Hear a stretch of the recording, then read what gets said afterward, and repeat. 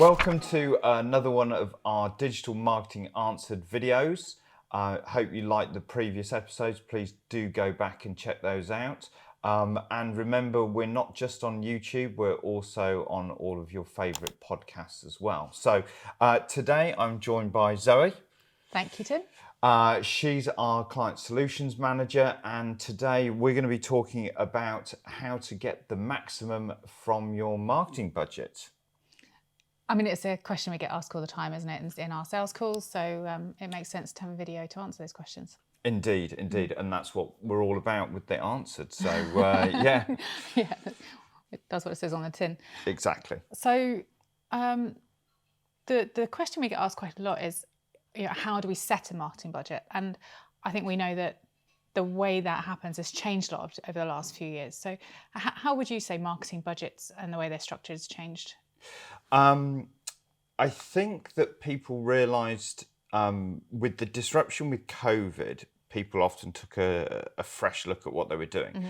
So interestingly, with the COVID thing hitting, you had this point where there was a moment of panic and people were like, hold on, do we need to just hold on to cash? And they just said stop. Mm-hmm. And then there was, in a lot of areas, like a gold rush. It was just like suddenly e-commerce was booming, leisure products, anything online. Mm-hmm. Yeah, but if you were selling something like, I don't know, bicycles, paddle boards, things like that Puppies. That we saw, yeah, it was like they were flying off the shelves in the warehouses, because people suddenly wanted to do those things. So the impact on the budgets then were, well, let's spend more because we're getting a higher ROI. So it was interesting that people took a more dynamic view, which I think is a good way of looking at it. So rather than just planning at the start of the year, we'll spend X amount on marketing, companies are now more dynamic in their budgeting. So they're looking... not quite on a month-by-month basis because you need to smooth things out, but looking if they're getting the ROI, okay, let's put more in. So more percentage-based marketing spend. But also some people then are going the other way and they're going, well, let's look at all of the spend as a straight off the bat, so zero level budgeting. So that's where your budget doesn't start with what you spent last year. Your budget starts with zero. What do you need to achieve? Evaluation of everything. And I think one of the things I've noticed is that particularly with B2B clients is there's a big shift into much more in the way of digital. So looking at social asking, looking at investing in the website, where even if that's not where leads come from typically.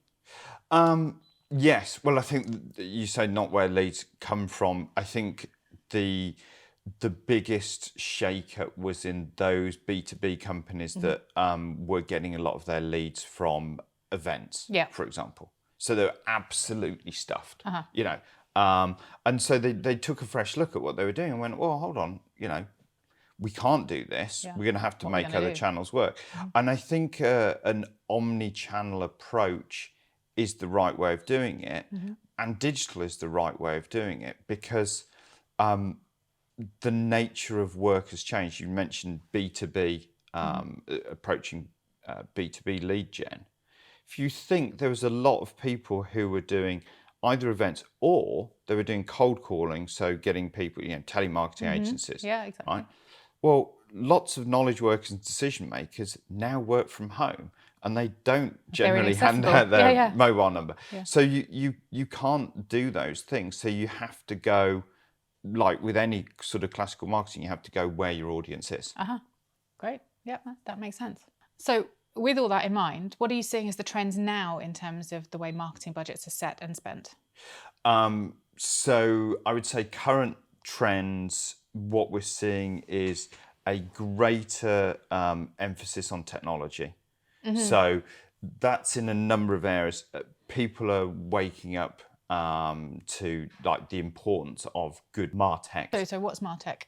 So marketing technology elements. So and also that kind of drifts into sales technology. So having a really good solid CRM, but connecting the dots. So we mostly work in technology like HubSpot for a core MarTech platform. We're also working in things like Pardot, Salesforce, and things like that for some of the Klaviyo, clients. But the MarTech investment is really important at the moment because you've got things like the importance of first-party data. So that is really crucial, and it's not just knowing the email address. There's a lot more to it than that. But also the MarTech is giving you the insights and the reporting. So, we'll touch on this a bit more, I think, later in the discussion, but understanding the true value of actions like contacts and things like that. But also then automation and efficiency and gains there. That's all your marketing technology should be facilitating a lot of things going on there. And then you've got technology in the AI space that people are investing in, although it's relatively early days in terms of the spend in some of those areas for some of the people, particularly the sort of mid-size ones. They're spending in some very discrete areas, but that is certainly an area of focus. So that's So where we've got technology. So Technology's a big one. Yep. I think that money has been sucked into paid channels in differing areas, differing sectors, because people are seeing success, but there's inflation of the bids and the costs there, which has sucked budget in because people have wanted to maintain lead flows. But it's not necessarily a healthy thing, allowing more budget to get sucked into there because to achieve the same thing. Well, you should have an omni-channel approach, and you need to think about your short, medium, and long-term budget allocations. So probably the other big growth area after technology is content.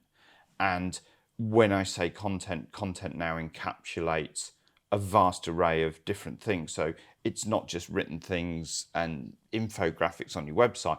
We're talking about lots of video. We're talking about things like podcasts, like the Digital Marketing Answered podcast and video. That's part of a marketing element, if you like, as well as a knowledge element for our clients and those around us in our ecosystem. So the cost of content generation actually is probably going to fall, but the emphasis on it has increased significantly. It's more multi-purpose. You're getting more out of your investment because you're able to use it across a wider range of channels. Yes, and there are also more channels to fill. So you can't just think, oh, well, I'll deploy white papers on my website and everything will be good. You need to now invest in content that is going across different elements depending on what you're doing. So it's drawing a lot of budget in. And I think some of that has seen a shift into in-house resourcing in some of that, rather than taking that externally. But also taking the decision to pick the right channels, obviously, because not every channel is going to be the right thing for every business. So if budget is limited, you pick the things that are going to deliver more. And I know that's a conversation we have quite a lot, what's the priority? Where are we going to see the benefit? Yeah, I mean, those things I've talked about are very much the general market trends. Yeah, great. So when you come to talk about planning out a marketing budget with a client, for example, what would you say is the most important consideration? Where's the place we start? You've got to start with data. So you have to start not just with data, but also with good data and with an understanding of what the data tells you. So an example of this would be, you can't just look at, say, your website analytics data and go, okay, let's look at all the different channels and let's look at which one generated the most contacts, the most goals in basic terms. If you look at just goals and you go, oh, look, we've got all these goals from LinkedIn, we've got these from Google Paid, we've got these from organic Google, we've got these from Bing, we've got these from social. If you look at it like that and just go, oh, well, we spent X on that and Y on that and look at the numbers, that's too simplified. You need to go down further and you go, okay, well, what did those goals bring us? And so this is where the importance of good marketing technology behind the scenes is really important, because what you need to then do is you need to go, okay, well, how many marketing qualified leads did that give us? Because actually some of those form fills on the website that came from, I don't know, organic traffic turned out to be people trying to sell you something, which aren't real leads. So you look at the MQLs as the next thing. And then what you do is you need to then step back again and you need to go, okay, well, which ones went straight to SQL? Because which ones are marketing qualified leads, sales qualified leads, MQLs and SQLs. Next, so then it's like, okay, which ones were ready to buy? Or which ones could become ready to buy? So you want to look and go, okay, well, actually this channel, although it didn't deliver us many leads numerically compared with this other one, they all ended up at SQL level. So that was a real opportunity, not something that was, imaginary or down the line. And then again, join the data back. Which of those converted? And what did they convert into in terms of pure revenue? So if you're e-commerce, it's not just did you get a sale, but actually what was the sale value? Because you could find that, and even at a granular level, a campaign such as you did this type of social media campaign and it delivered this revenue or this number of leads, and actually the basket value was higher, or the type of consumer that it attracted had a propensity to return. So you can't superficially look at your data. You've got to go down through this hierarchy and get to the true thing that you're looking for, which is return on investment. What was the money in the bank? And then think smart about it as well. So for B2B companies, one of the things that often gets overlooked when we're analysing a prospective client and coming in and talking to them is they don't look at sometimes time to convert. So imagine that you have one channel delivering you 10 leads and you have another channel delivering you another 10 leads. Which channel is better? Well, if the revenue off the backside of that is the same, are they both the same? Well, it could be that actually channel A, those people are much closer to buying. So they only take the salespeople 3 months to convert, which, can be typical in a B2B sales environment, a 3-month conversion.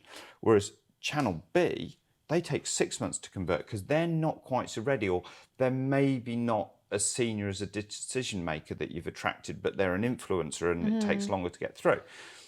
And the difference between the 3 and the 6 month conversion, that means your sales team could actually do double the cadence, because they're, if they can manage 25 sales prospects at any time, you can either have the same number of people doing double the revenue if you focus on that channel, or you can halve the number of sales people you need, or double the number of sales that you get for the same people. So the point of going through this is, for CMOs, when you get presented with, look how successful this is, ask the questions to keep digging down and get the real insights. So, okay, that's great that you got traffic. What did you get in terms of goal conversions? Okay, that's great. You got the goal conversions. What did we see with MQLs? What did you see with SQLs? What did we then see with actual revenue? Same thing with consumer and e-commerce and consumer sales. What did that really result in? What type of customer have we attracted? Have we attracted, should we say, the sale hound that always chases after the latest deal and things like that? I think I talk about this in one of the other videos that I talk about, if you're attracting people with sales campaigns, it can make it look like you've got a very attractive cost per acquisition because you're doing a paid campaign and you're only spending X on your media and you're converting at this fantastic rate. But what was the hook? Oh, well, we gave them 30% off, so and you've only got you've only got 15% margin left. Yeah. Oh, hold on a minute, that's no good. And so the starting point of the budgeting is to really understand the data, the numbers, and what are the insights. And at that point, you can go, that's good, that's good, that's not so good. And then you can start making judgment calls, because it depends on where your business is in its life cycle, its ambitions. Have you got effectively unlimited budget, so you can go to the, chief financial officer and say, if you gave me 10 million, I can turn that into 100 million by the end of the year. And they'll go, that's fine, we've got all this money sitting in the bank. Or are you in a situation where, you're building incrementally and actually you've got a relatively fixed line item on your total marketing budget, which has been set externally, and what you're looking to do is maximize impact for that spend. And then again, it's also about short-term, long-term, what's your vision on different things. So you could have a scenario where you're a growth SaaS business, that you've got another round of investment, you've got maybe Series B coming up at this date, and you know that your CEO is going to be really hounding for hitting the numbers. So your budget decisions might then be made on a more short-term timescale, because you want to maximize ROI between now and then. Whereas if your time horizon is maybe 2 years, you would put more into your longer term marketing elements, knowing that actually total ROI would be higher. So yeah, the specifics of the context is important. And it sounds like what you're advocating as well is balance. I mean, going back to your point about technology, and also about those 3-month fruitions, 6-month fruitions. Yeah. Actually, we don't have to choose. The sales team can focus on the 3-month fruitions, and we bring the technology into nurture the 6 months, and we gain all of them. So with that balanced budget, putting investment into all of the different tools and places that you need, actually you can cover a lot more ground. Precisely. And this is the thing when it comes, marketing budgeting, you've got to look at different time horizons. Because if you were, what are we going to get for tomorrow? You might sling it all into something like paid, that instant hit, the shot in the arm, like, well, let's just get some people in and get them buying something.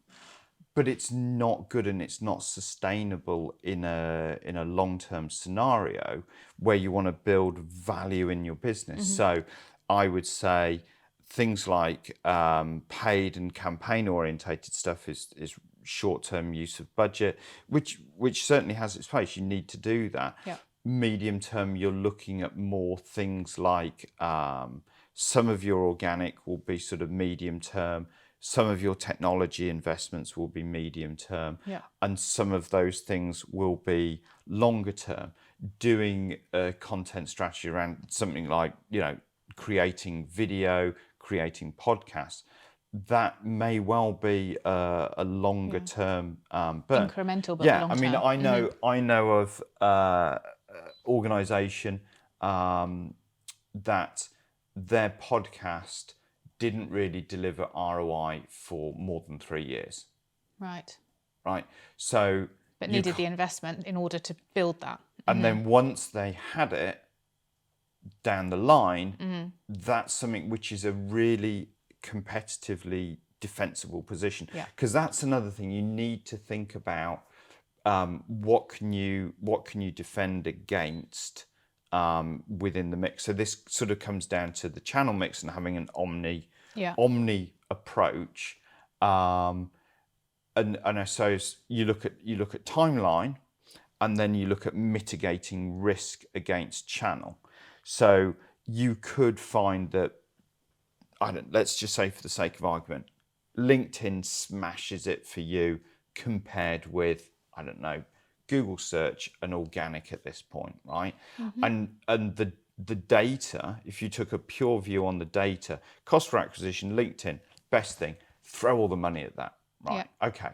What happens when all of your competitors also realize that at the moment LinkedIn's really good? So they all pile in, the cost goes up, ROI falls down, also more noise, more competition. Suddenly, if you put all your eggs in that basket, right, okay, we can't... Costing more to get list. Now you're completely stuffed into this thing and it's not working anymore. Oh my God, this is a nightmare. time to look for a new job.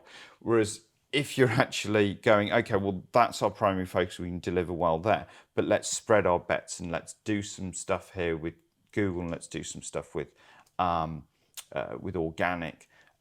Then if when people are piling into there, you've got data and you know what you're doing there, and actually the ROI balance shifts. Because at any time, what you're doing is what's currently the best thing. Yep. So you shouldn't just go, that's best today, I'll put everything there.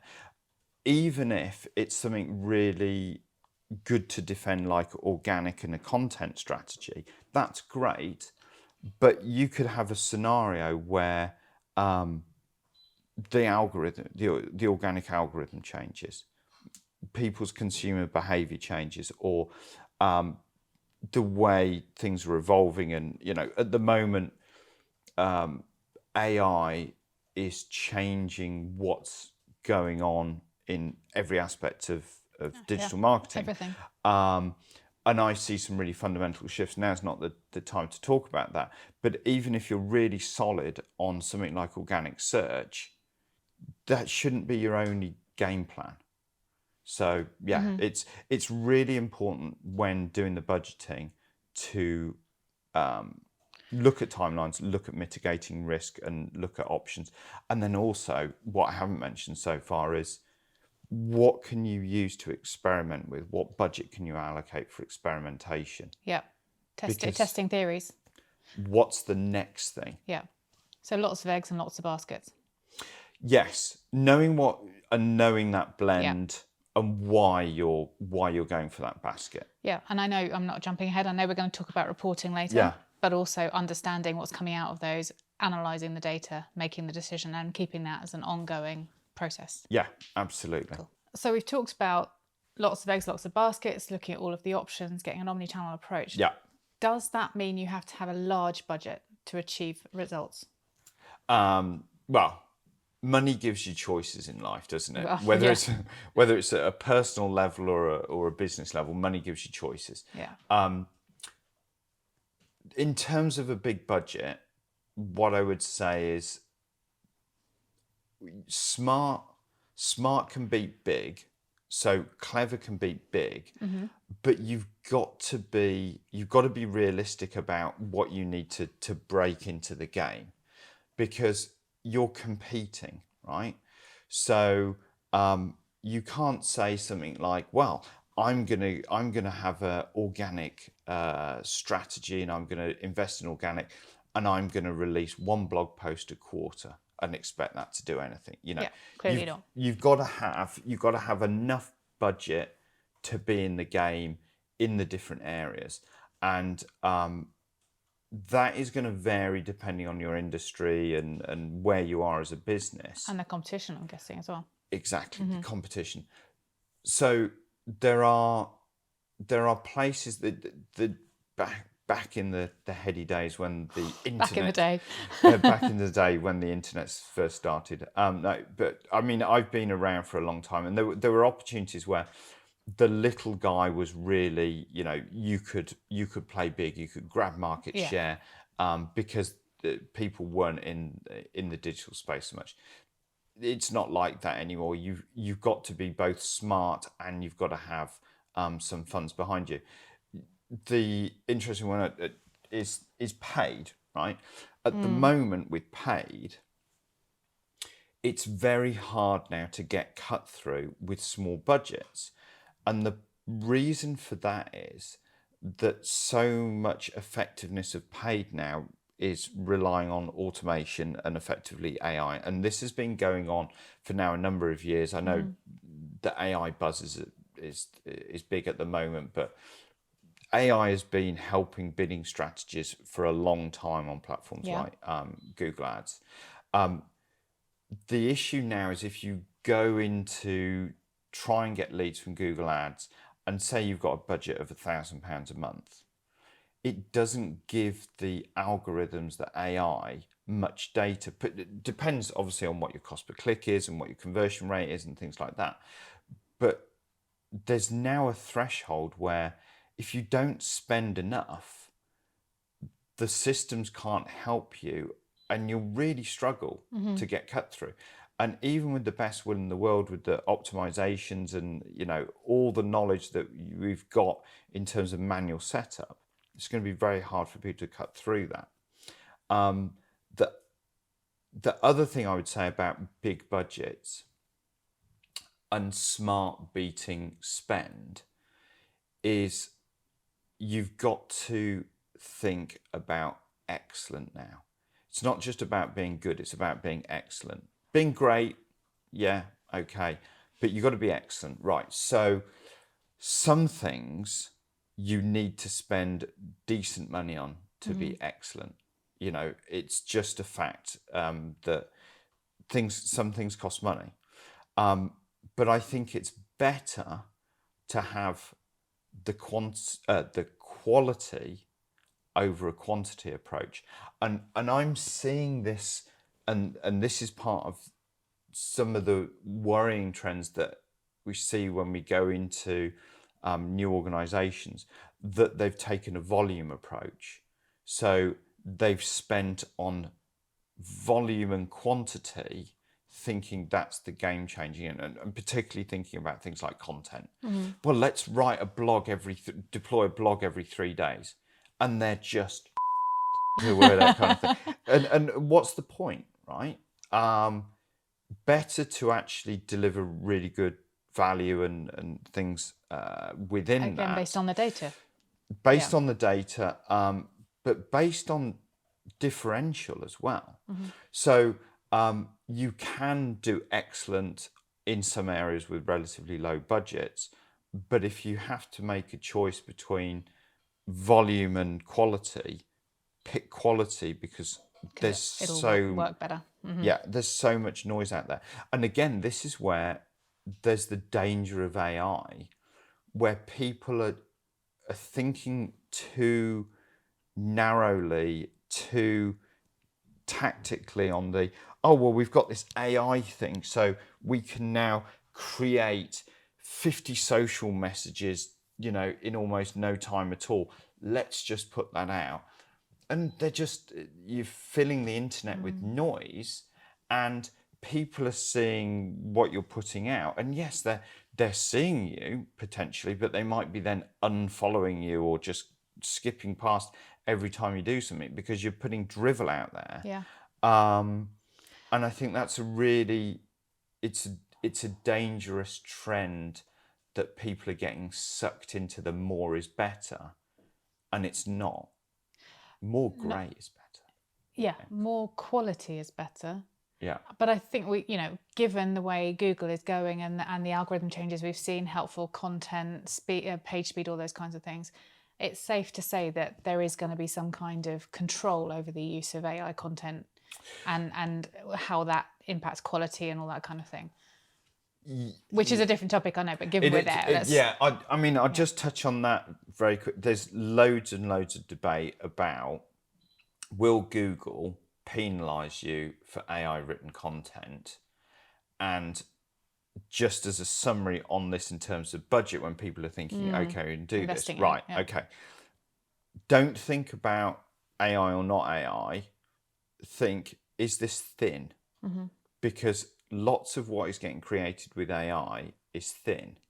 And only yesterday we were talking about a tool that is an AI tool that is specifically designed for you to drop your AI created content into it, so that it rewrites it so that it doesn't get flagged as AI content, and then it will score and it will say all of these things, don't think it's AI content now. So there's an AI tool to disguise AI content and stuff. So doesn't sound black hat at all, does it? No, but the problem is, if it was crap when it went in, it will still be crap when it comes out. So yeah. Yeah. Okay. Yeah. We can do a whole answer on. I'm sure we will. Yeah. But bringing that back to the original question about, is it necessary to have a big budget? It's necessary to have sufficient budget. Have sufficient budget, and then to be smart. And the more you think that your budget is beneath the typical market level, the smarter you've got to be to get cut through.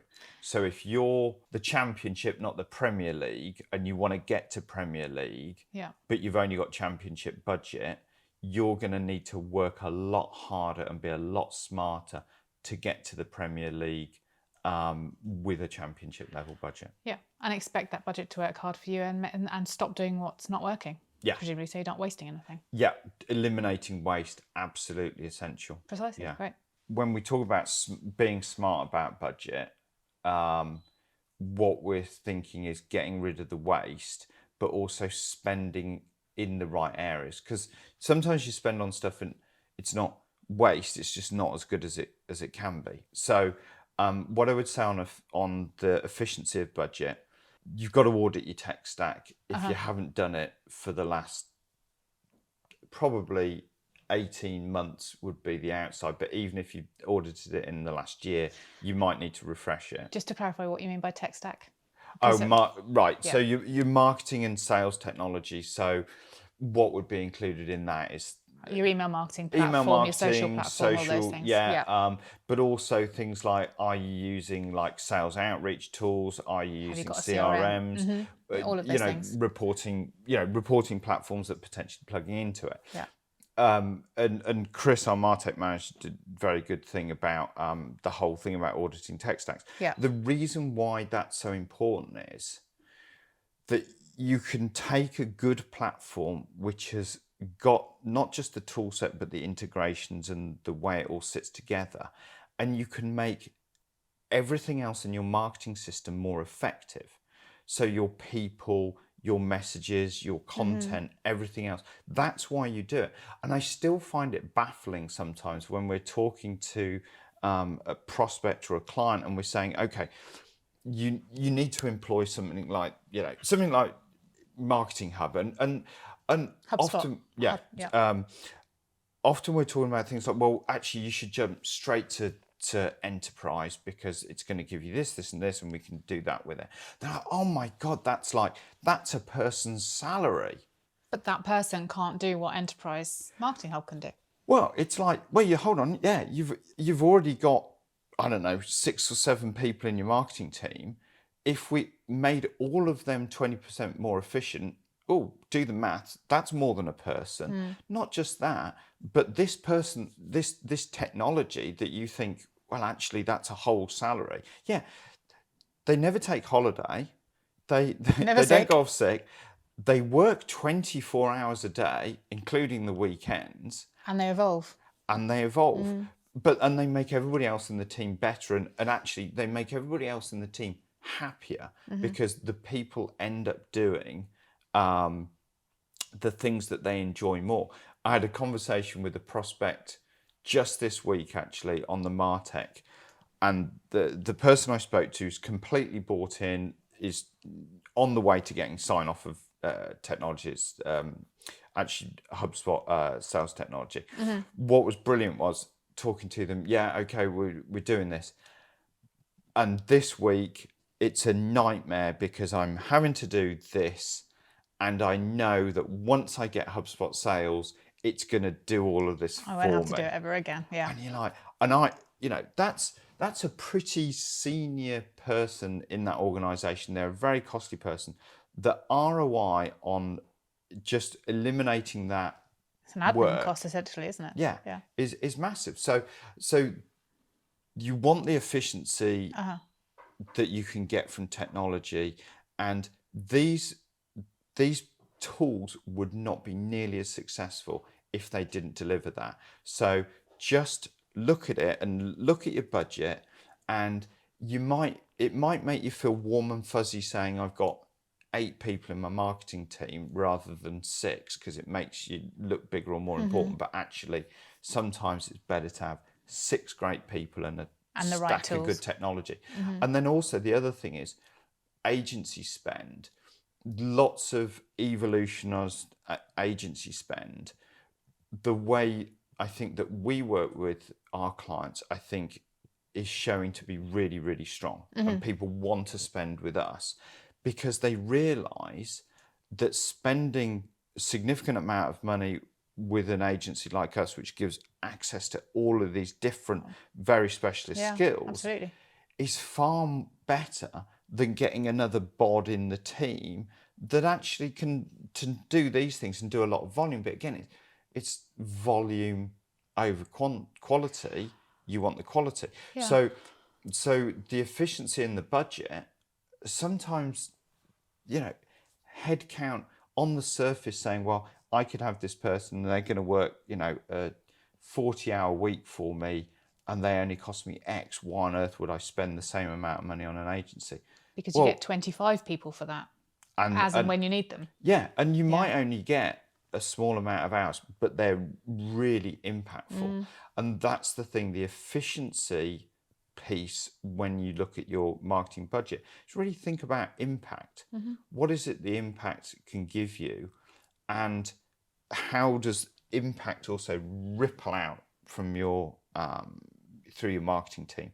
So things like good technology, good partnership at agency, that ripples out in terms of making everybody else more effective, more efficient. Just spending here is difficult, and I think and it's cyclical, because all of those things deliver better data, which deliver better insights, which you get greater reporting. A virtuous spiral. Precisely. So those insights then re-feed into the marketing strategy that you would evolve, and the benefits improve. Yeah, for sure, for sure. We've talked about budget and generating better results and across the board, but and ROI. Obviously, ROI is one of the big things. But you can't get ROI. You can't determine what your ROI is without measurement. And what metrics do we look at to get that measurement, to get that insight, to determine ROI? Yeah. Okay. So the way we work at Innovation Visual in terms of this measurement aspect is we try and connect up chains of metrics to connect the ultimate goal, which is profit, which is what we're looking for in terms of our outcome, to the activities and the inputs at the other end. And depending on the specific situation, these can be longer and shorter, and they can have different elements in. So if we take the example of something like a e-commerce business, we're going to be looking at our activity at the front end in terms of, starting off, say, in organic with what's the visibility? So where are our target terms ranking? Where are we appearing? Then you're looking at actually exposure on the results page, and then you're looking not just impressions but click-throughs, and then your traffic, and then your conversions, and then it's things like basket value, and then it's not just basket value, but then it's that particular customer that you've acquired. What's their their propensity to buy? So what's their lifetime customer value? And you get then to an ROI figure. So you can see that that's quite complicated, but it's quite logical. So you just need to figure out what you can measure along the way in order to determine what's going on. So if we think about this, because the context is the marketing budget, and if you think about what I think maybe a good spend of marketing budget might be, is when you look at that chain and you see that you're driving a lot of traffic to the site and they seem to be coming from a relevant keyword, but they don't convert very well, that metric difference, if you like, could indicate that you need to then spend on UX and CRO.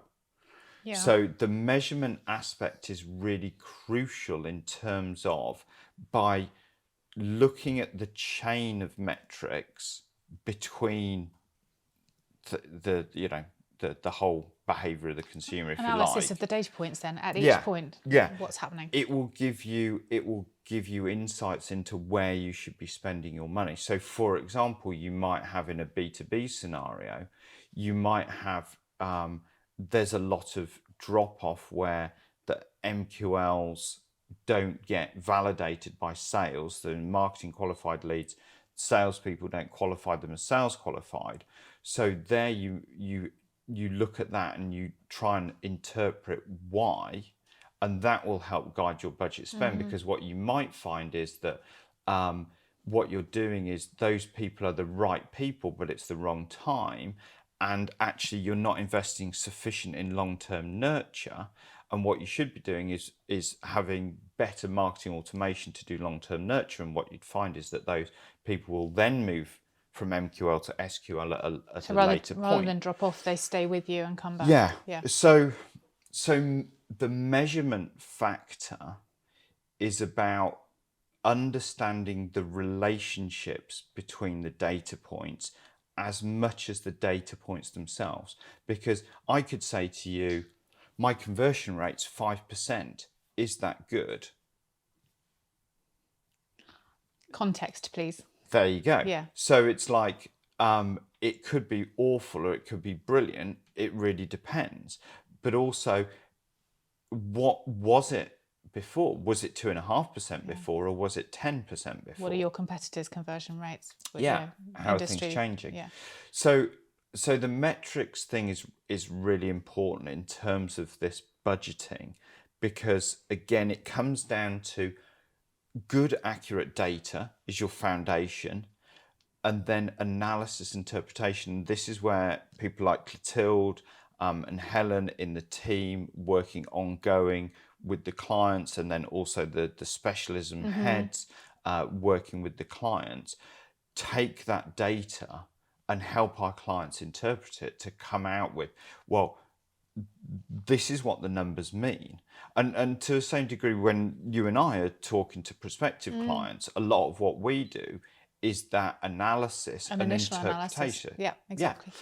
So the system falls down, and what we see when we're looking at prospects is where the data doesn't exist or the data is inaccurate. I was talking to somebody this week actually, and they went, yeah, and we've really found it hard to track accurately on our Shopify website.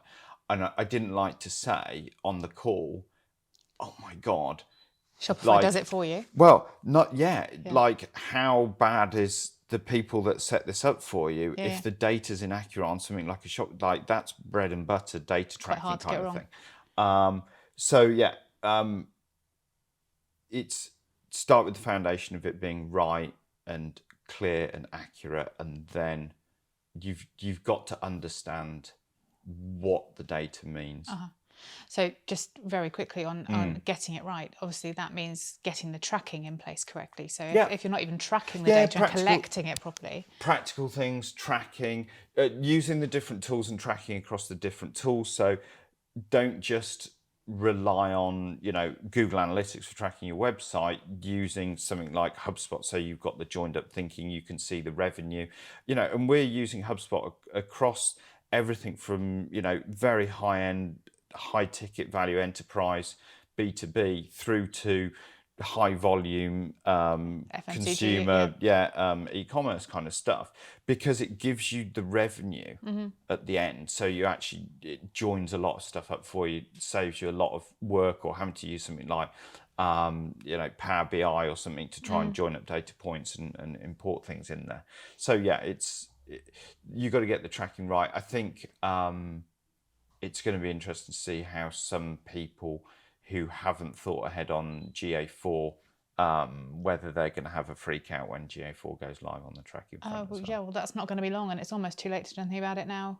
Well, I mean, anyways, and I'm guessing, but there's, come the 1st of July, we'll find out. Yeah, I mean, but the interesting thing was, for all of our clients, we set up GA4 more than a year ago, so they would have a year's worth of data to compare against. Yeah. So, and also, so nothing lost. They've got a year of GA4 running in parallel with UA, so that they can see, because it's different, what different means, so they're not switching off on one day and on the other. And is that 20% difference because of tracking, or is it because of something on the website? And I know that we're putting some things together to explain the differences and where they can look to work out where the data's changing. Yeah.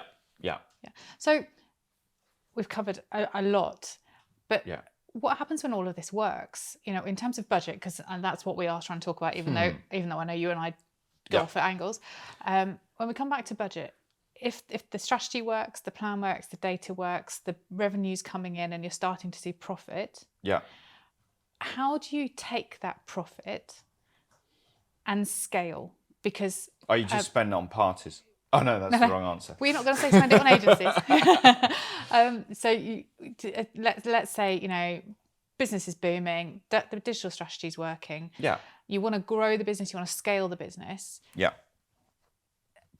What do you do with that profit? Well, that's something that the board of a company will decide, but it depends on very much the life cycle of where the particular company is. The smart money is on reinvestment. If everything is going well, spend more, because then you grow more to keep going. Yeah. But there are other considerations. So there might be that money has to be returned to investors. So if you're you're a growth business, you might be making all this profit, but you might have to pay down debt, or you might have to look at spending it to recuperate, to pay back the capital coming in there. What I would say is most companies are driving for growth and market share, and it's important that in the good times they don't get complacent and they don't go, well, we only need to spend X because look at what we got. And I think I won't mention specific organizations, but there are certainly sectors in the economy that they saw the boom time in e-commerce, and they thought what they were doing in their marketing and their marketing spend was sufficient. And what actually happened was the market was in a different position.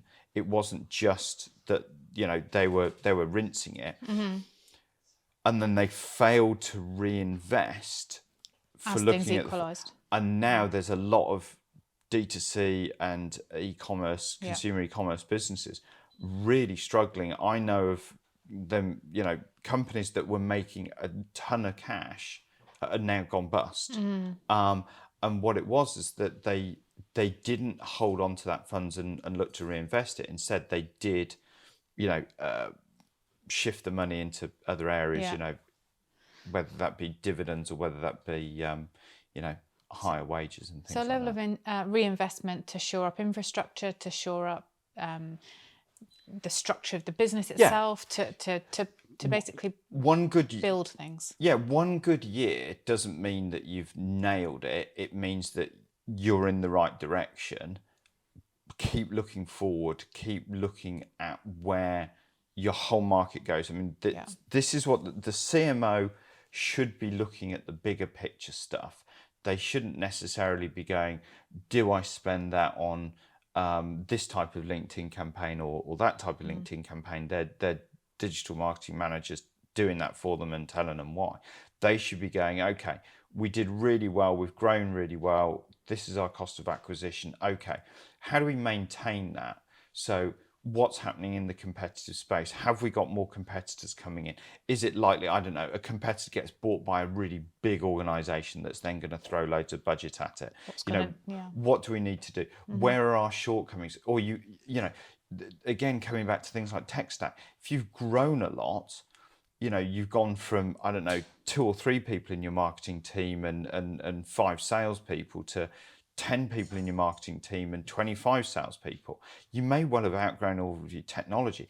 That hasn't actually hit you yet, but you've got more complexity, and you don't realise that the structures you've got underneath are creaking.